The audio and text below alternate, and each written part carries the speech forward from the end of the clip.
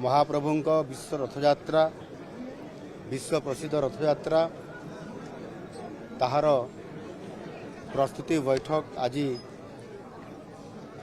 किछि समय पूर्वर हो जाइछि।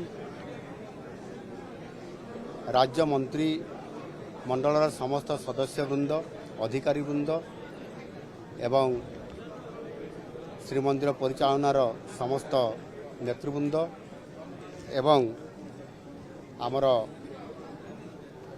रीतिरीति कार्य करुवा समस्त सेवायत गण तांकर उपस्थिति रे यह संपन्न होइछि।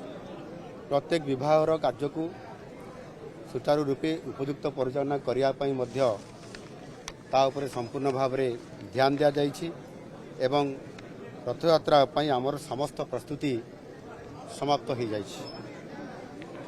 तार किभଳି भाव में उपयुक्त सुरक्षा करा जाई पारिबो, बड़ भिड़ को केमती भाव में परिचालना करा जाई पारिबो एवं स्वास्थ्य सहित ये परिमहल जानवाहन ये सबु विषय रे आलोचना करा जाइछि। मु समस्त जगन्नाथ प्रेमी श्रद्धालु भक्त जो रथयात्रा रे समाने आसीबे एवं भगवान को महाप्रभु को दर्शन करिवे समाने भलरे आसंतु एवं भलरे दर्शन करिकरी आध्यात्मिक परिवेश भितरे